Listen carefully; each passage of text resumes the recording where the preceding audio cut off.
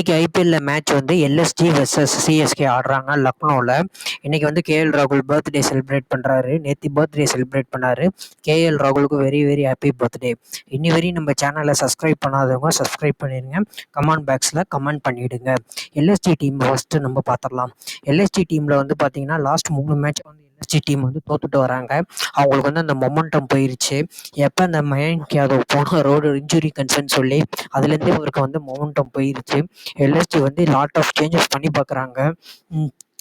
இவர் கூட எடுத்திருந்தாங்க சிம்மாரி ஜோசஃபும் சரியாக லாஸ்ட் மேட்ச் பெர்ஃபார்ம் பண்ணல. அதிக ரன் கொடுத்துட்டாரு.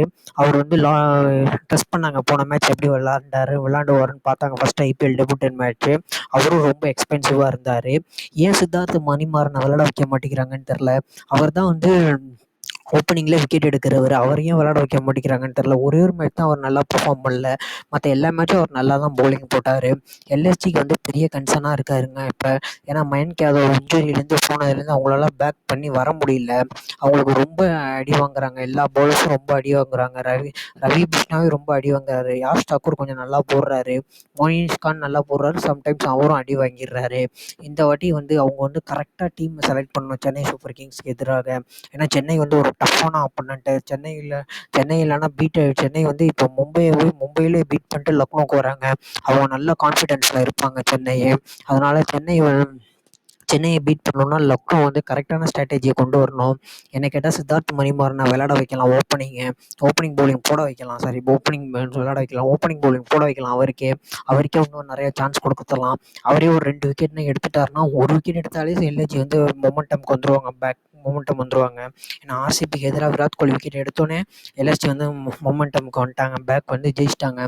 அதுக்கப்புறம் எந்த மேட்ச் எல்எஸ்ஜி ஜெயிக்கல. ஏன்னா இது வந்து எல்எஸ்ஜிக்கு வந்து குரூஷியலான மேட்ச்சு. ஏன்னா வந்து எல்லாமே ஐபிஎல்ஸில் வந்து எல்லாம் 6 மேட்ச் விளாண்டுட்டாங்க. பாதி வந்து ஃபர்ஸ்ட் ஆஃப் வந்து ஐபிஎல்லே முடிய போகுது. அதனால எல்எஸ்ஜி வந்து இன்னும் மட்டும் வர மேட்ச் எல்லாத்தையும் ஜெயிச்சு தான் ஆகணும். ஒரு மேட்ச் தோற்றா கூட அவங்க நாக் அவுட்ஸ் மாதிரி விளாடுற மாதிரி வந்துடும். ஏன்னா எல்எஸ்ஜி வந்து நல்ல டீமு. அதே மாதிரி பேட்டிங்கில் வந்து டேவிட் படிக்கலும் தீபக் கூடவும் ஃபயர் ஆகுறது இல்லை. அவங்களுக்கு அந்த கன்சர்ன் வேற இருக்குது. நம்பர் 3 வந்து யார் அனுப்புறதுனே தெரியாமல் அவங்க வந்து முழிச்சிட்டு இருக்காங்க. தீபக் கூடவும் சரி இவரும் டேவிட் படிக்கலும் அவங்களுக்கு வந்து ஃபயர் ஆக மாட்டேங்கிறாங்க. அவங்க 2 பேருமே வந்து ஃபயர் ஆகாததுனால நம்பர் 3ல வந்து அவங்களுக்கு ரொம்ப பிரச்சனையாக இருக்குது. அவுஸ் பதோடினா கொஞ்சம் நல்லா விளாண்டுட்ருக்காரு. லாஸ்ட் மேட்ச்சுக்கு முந்தின மேட்ச் வந்து ஒரு 50 அடித்து டீமை காப்பாற்றினாரு. அதே மாதிரி இந்த மேட்ச்சும் நல்லா விளாடணும் அவுஸ் பதோடி. அதுக்கப்புறம் யாருன்னு பார்த்தீங்கன்னா மார்க்கஸ் ஸ்டானிஸும் சரியாக பெர்ஃபார்ம் பண்ணுறதில்ல. அவரும் சரியாக பெர்ஃபார்ம் பண்ணால் தான் அவரும் டீமுக்கு வந்து கொஞ்சம் நல்லாயிருக்கும். அவர் என்ன பண்ணுறாருனே தெரில மார்க்கஸ் ஸ்டானிஸு.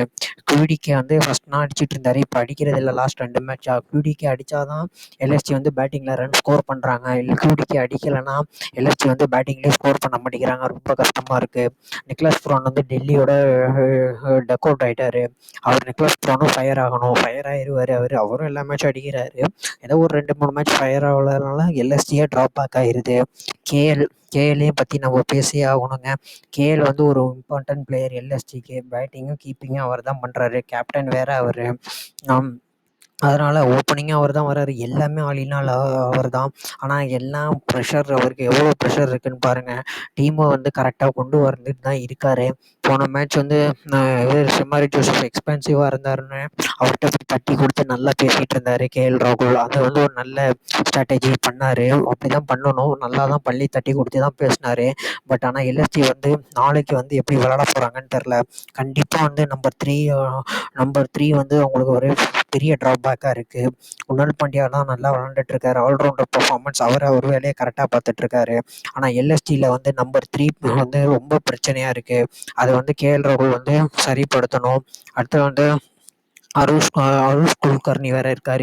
இந்தியாவோட அண்டர்-19 ஓப்பனிங் பேட்ஸ்மேன். அவர் நம்பர் 3ல ட்ரை பண்ணலாம். அவரும் கொஞ்சம் அட்டாக்கிங்காக பேட்டிங்காக ஆடுவார். கொஞ்சம் பவுலிங்கும் போடுவார். கேஎல் ராகுல் வந்து என்ன ஸ்ட்ராட்டஜியில் வரப்போகிறாருன்னு தெரில. சென்னையை ஃபேஸ் பண்ணுறதுக்கு.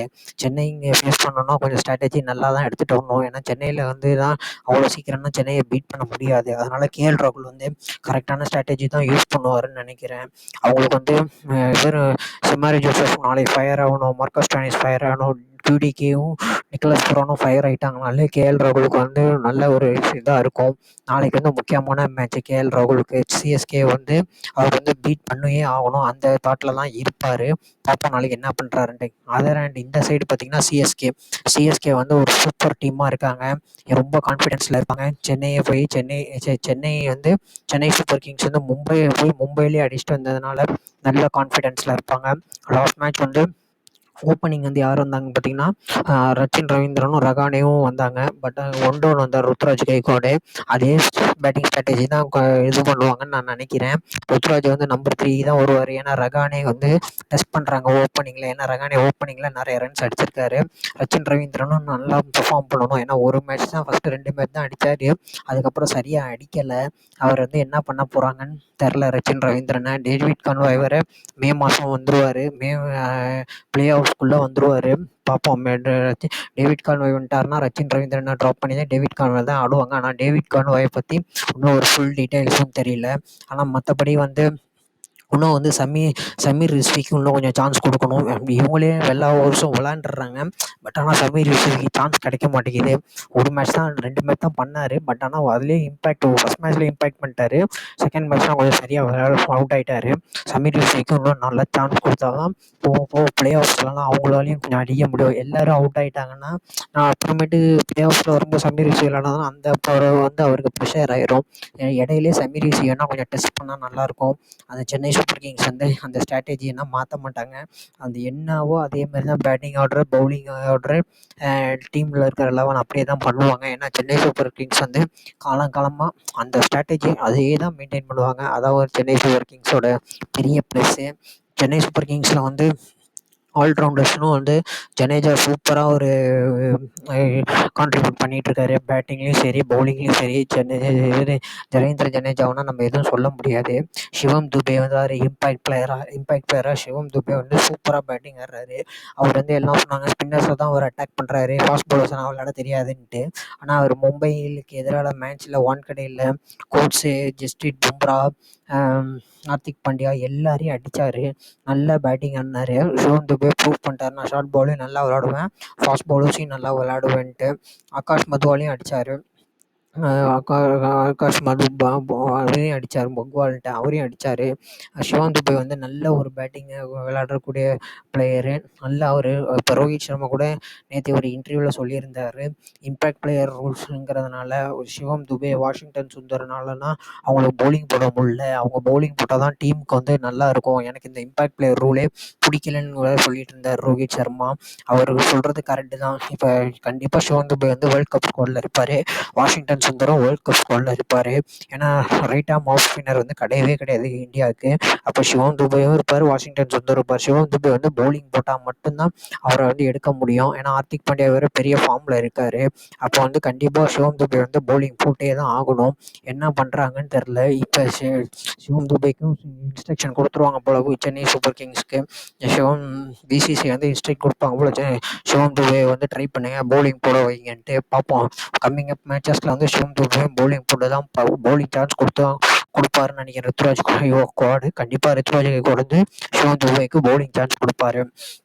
ஷர்துல் தாக்கூரும் போன மேட்ச் வின் பண்ணது காரணமே ஷர்துல் தாக்கூரும் தேஷ்பாண்டேவும் தான். சூப்பராக பவுலிங் போட்டாங்க, நல்ல பவுலிங் போட்டாங்க. அவங்கன்னா 11ல் அப்படியே இருக்கணும்.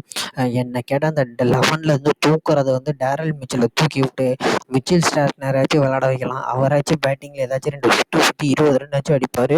பவுலிங்கில் லெஃப்ட் ஆர்ம் ஸ்பின்னாச்சும் சூப்பராக போடுவார்.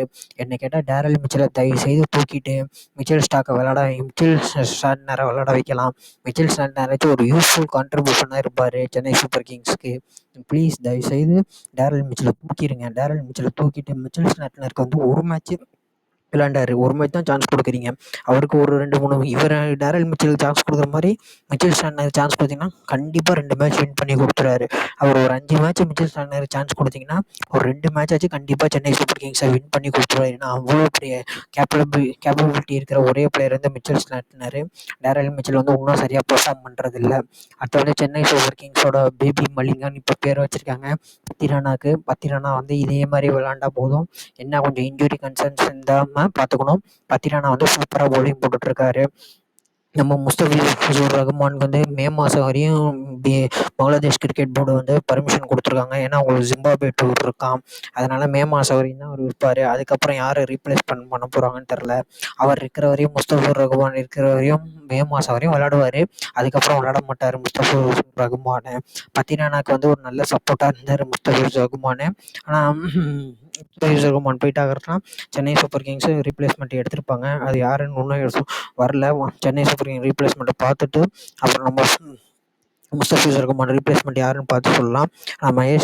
பத்திரானா இருக்கிற வரையும் சென்னைக்கு எந்த பிரச்சனையும் இல்லை.